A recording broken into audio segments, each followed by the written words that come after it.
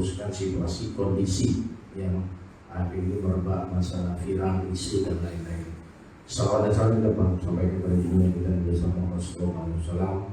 Insyaallah kita mendapat kesempatan di yaumil akhir. Amin amin ya rabbal alamin. Para teman-teman sekalian, para media, kedudukan serta wartawan yang akhir-akhir ini ya ada diinfokan dan viral tentang pemerintah Kota Jambi. Dan ini sudah setahun yang lalu saya waktu itu masih ikut memfasilitasi situasi kondisi selaku mediasi mendengarkan. Nah, tugas pemerintah pada kesempatan mendengarkan kondisi di wilayah kerja antara masyarakat, dunia usaha, dan situasi kondisi viral ini kan kejadiannya di warga RT 24 Kelurahan Payoslica, Kecamatan Palmerah, yaitu dari Ibu Amsa sendiri. Dapat saya gambarkan sedikit tentang situasi. Dan di Kota Jambi ini kita membutuhkan aliran listrik, perluasan penduduk, padatnya penduduk, luasnya wilayah. Maka kita perlu penambahan jaringan area listrik itu sangat dibutuhkan masyarakat. Yang selama ini kita sangat-sangat ketergantungan di beberapa daerah tentang listrik kita. Yang sering listrik kita mengalami gangguan maupun padam. Maka pihak ketiga itu mau akan PT Limbah Pharma ini akan mengadakan demonstrasi di Kota Jambi, yaitu di RT 24 Kelurahan Payoslica, dan akan membangkitkan tenaga listrik, penambahan area listrik. Dan itu kita tangkap pada dasar sebenarnya. Dan lokasi itu di RT 24. Nah, di lokasi itulah akan dibangun pembangkit listrik itu oleh Limbah Pharma ini, guna memperbaiki, menambah jaringan kekuatan area listrik khususnya di Kota Jambi. Kenapa kita tidak tangkap ini? Dan maka dari dia akan membuat suatu usaha ataupun pabrik. Membuat usaha atau pabrik itu kita butuh bantuan pemerintah, termasuk masyarakat di sekitar lokasi itu, untuk membantu sehingga bisa dibangunnya areal tenaga listrik tersebut di lokasi Kelurahan Payoslica itu. Pada dasarnya setahun yang lalu sudah kita fasilitasi pihak pemerintah selalu di tengah antara warga masyarakat dan pihak perusahaan, yaitu Limbah Pharma ini. Sudah sering berkali-kali kita sampaikan bahwa kita akan dibangun di sekitar lokasi itu. Kalau jumlah total warga di RT 24 itu hampir 100 lebih, dan 90 KK kalau nggak salah sekali investasi kami inventaris itu menyetujui. Memang pembangunan itu pasti ada dampak baik prakonstruksi, konstruksi maupun pasca operasi. Itu pasti dimanapun pembangunan itu. Dan kita sudah fasilitasi dan pihak pengembang, pihak pemrakarsa mau istilahnya membantu ataupun membantu masyarakat di sekitar situ, baik itu mungkin ganti rugi ataupun mempekerjakan masyarakat yang ada. Banyak manfaatnya yang kita dapatkan. Nah, itulah sehingga berlarut-larut keadaan, sehingga viral. Kita tidak perlu memperpanjang ini, maksud saya. Dan di sini saya didampingi Pak Asisten 1, Pak Kabak Hukum. Nanti prosesnya kami serahkan sepenuhnya ke pihak Polda. Pada dasarnya kami pemerintah posisi di tengah. Apa menjadi kebutuhan masyarakat, apa yang diinginkan pihak pemrakarsa, sehingga terakomodir. Itulah tugas dan tanggung jawab pemerintah, memfasilitasi itu. Dan keinginan kami juga ke depan ini bisa kita benahi, kita perbaiki. Jangan nanti salah persepsi kepada pemerintah kota. Ya banyak langkah-langkah tahapan yang sudah kita lalui, kita lakukan, sehingga mudah-mudahan ini bisa berjalan. Nah, pada sepanjang perjalanan kami juga tidak menyalahkan siapa-siapa. Pada dasarnya pemerintah sudah memaafkan pihak keluarga besar Ibu Absa ini, ya kan? Dan proses selanjutnya nanti kami serahkan sepenuhnya ke pihak Polda nanti, dan pemerintah sebelumnya sudah memaafkan. Itulah tugas pemerintah dimanapun, bisa memfasilitasi keinginan harapan masyarakat, dan bisa juga perusahaan itu berdiri di lokasi itu. Maka baik prakonstruksi, pasca konstruksi, operasi maupun pasca operasi, kita selalu mengedepankan untuk memfasilitasi dan lain-lain, ya kan? Saya kira ini beberapa hal yang perlu saya sampaikan pada kesempatan ini. Ya, dalam perjalanan teman-teman media sudah tahu persis lah, ya, masuk dalam viral di TikTok dan lain-lain, dan kami sudah, itulah pemerintah itu tugasnya, baik itu kalau kita sudah cepat baik, tapi kalau pemerintah ada salah satu kesalahan cepat, tapi kebaikan juga selama ini itu tadi, ya, adik-adik juga media tahu persis lah apa yang sudah kita lakukan untuk masyarakat pemerintah Kota Jambi. Saya kira ini beberapa hal yang perlu saya sampaikan pada kesempatan ini. Mungkin di sini ada Bapak Hukum, Dinas Koinfo, termasuk Pak Asisten 1, dan ini masih dalam proses. Kami sebelumnya sudah memaafkan keluarga yang bersangkutan, Ibu Absa dan lain-lain. Intinya gitu, sebab mereka juga masyarakat kami, ya, tidak semua masyarakat kami itu dalam arti ya ada yang memahami, yang tapi kami terus, tugas pemerintah memberi pengertian sepenuhnya, inilah tugas tanggung jawab pemerintah, ya. Kami menerima apa yang sudah mereka lakukan, tapi kami tidak ingin membalas. Karena mereka warga masyarakat Kota Jambi. Saya kira ini demikian yang saya sampaikan. Terima kasih teman-teman media, para kru media yang banyak meliput tentang perkembangan situasi pembangunan Kota Jambi. Demikian dapat saya sampaikan. Wassalamualaikum warahmatullahi wabarakatuh. Terima kasih Bapak Sekda. Kemudian kita untuk aspek hukum yang sudah dilakukan Pemkot dan perkembangannya maupun hal-hal teknis lainnya yang akan detail dibicarakan ataupun disampaikan oleh Bapak Hukum kita.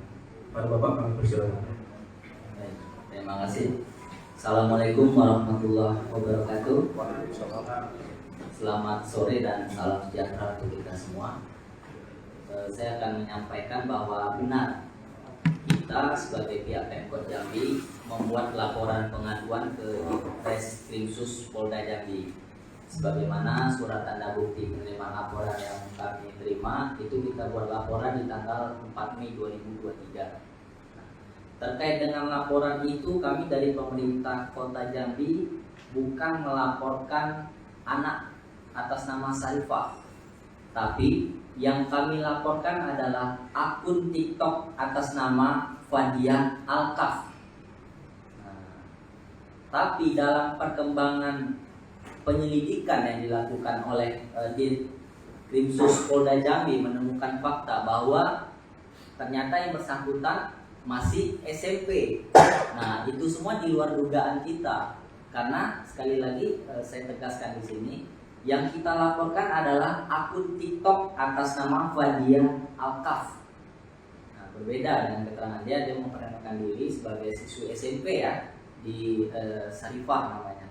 Nah, terkait ini apa yang kami laporkan? Nah, ini yang perlu saya luruskan juga di teman-teman media. Yang kami laporkan bukan karena dia mengkritik, tapi yang kami laporkan adalah video dia yang tertanggal 3 Mei dengan judul klarifikasi surat dari Kerajaan Firaun Kota Jambi. Nah, ada dua bahasa di sini yang kami rasa ini termasuk sara ya, karena kami dibilang bahwa di sini dijelaskan surat dari Kerajaan Firaun Pemkot Jambi. Nah, itu pada detik 00 sampai detik 05. Kemudian di detik selanjutnya dia menyampaikan bahwa Pemkot Jambi isinya iblis semua. Itu ada di menit 1.56 sampai menit 02. Nah, jadi kita melaporkannya bukan karena kritik yang diberikannya, Silakan teman-teman media cek itu TikTok yang dibuatnya itu sudah lama, sudah banyak beberapa konten. Tapi baru kita laporkan itu di konten yang dibuat di tanggal 3 Mei. Karena hal ini berawal dari video di tanggal 1 Mei, di mana di situ akun TikTok atas nama Fadia Alkaf ini mengunggah video dengan kata-kata wali kota Jambi menyengsarakan seorang veteran. Nah, terkait dengan hal tersebut, kami pemerintah Kota Jambi membuat klarifikasi. Klarifikasi itu kami susun berdasarkan fakta. Faktanya dari mana? Faktanya adalah dari dokumen-dokumen yang kami peroleh selama proses mediasi yang berlangsung. Nah, namun dari akun TikTok atas nama Fadia Alkaf ini menyampaikan bahwa klarifikasi yang kami lakukan itu hoax isinya. Nah, setelah karena dia emosi, kemudian dia menyampaikan bahwa Pemkot Jambi isinya iblis semua. Nah, itu yang kita tidak sepakati di awal. Jadi dari awal memang kita tidak melaporkan anak tersebut, tapi kita melaporkan akun TikTok. Dengan tampilan dia di video, cara dia menyampaikan terkait dengan keluhan dia ini, kami tidak mengira bahwa dia masih berumur SMP. Nah, dia baru menyatakan SMP kan setelah dilakukan video berikutnya, ada terkait dengan salah satu akun di Kota Jambi yang menyampaikan sesuatu yang menurut dia itu menyerang kehormatan dia. Nah, barulah kemudian menyampaikan bahwa saya siswi SMP Negeri 1 Kota Jambi. Nah, itu yang perlu kita klarifikasi. Nah, berangkat dari situ, dia hari Jumat sesuai tayangan di video, hari Jumat mendatangi Polda, kemudian menyampaikan bahwa ternyata dia akan diperiksa pada hari ini, hari Senin. Nah, kemudian di hari Minggu dia membuat unggahan video minta maaf. Nah, terkait dengan unggahan minta maaf ini sebenarnya inilah yang kami inginkan. Gitu. Dari awal ketika kami melaporkan akun TikTok ini, walaupun kami tidak tahu bahwa itu anak-anak atau dewasa, dari awal kami tidak ada keinginan untuk melimpahkan perkara ini ke persidangan atau ke pengadilan. Nah, tapi kami cukup dengan akun tersebut meminta permohonan maaf kepada pemerintah Kota Jambi, dan itu sudah dilakukan hari Minggu. Nah, kemudian tidak tahu seperti apa kemudian menjadi viral di hari Senin ini ya. Nah, mungkin itu aspek-aspek hukum yang saya sampaikan, dan saya melihat bahwa videonya memang ada beberapa bahasa yang benar sesuai dengan fakta, tapi ada beberapa bahasa itu dipotong sehingga terlihat bahwa pemerintah Kota Jambi tidak peduli. Nah, perlu disampaikan seperti kata Pak Sekda tadi, mediasi sudah dilakukan berkali-kali. Di tahun 2022 mediasi yang dilakukan itu terakhir itu ketika pihak keluarga Nenek Absa memberikan angka ganti kerugian dan pihak perusahaan menolak. Karena apa? Karena di sini pihak perusahaan menyampaikan bahwa pihak perusahaan menolak tuntutan pasal 2 ayat 2 huruf A sampai dengan Z dan AABB disebabkan irasional dan tidak berdasar, karena tidak hanya PT RPSL saja yang beraktivitas di wilayah tersebut, tapi pihak PT RPSL ini bersedia untuk memberikan ganti rugi sebatas kemampuan mereka. Nah, dalam hal ini bisa dilihat tayangannya, permintaan yang diajukan itu tidak bisa disanggupi karena bagi perusahaan itu irasional. Nah, kami dari pihak Pemkot Jambi hanya bisa membantu untuk memfasilitasi, memediasi. Ketika memang pihak perusahaan tidak sanggup, nah kami tidak mungkin bisa memaksakan gitu. Nah, teman-teman bisa dilihat di sini. Jadi dari tahun 2013 itu hampir di setiap tahun pihak dari keluarga Nenek Absa mengeluarkan nilai kerugian untuk perbaikan rumah, sumur air dan biaya tukang dengan jumlah yang bervariasi.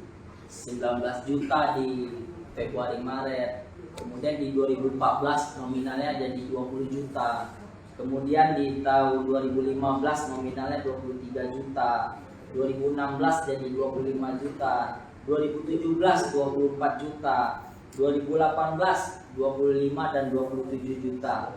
Kemudian di 2019 25 juta, 2020 27 juta, 2021 27 juta. Sehingga mereka mengklaim ganti rugi total perbaikan rumah itu sebesar 500 juta 400 ribu rupiah.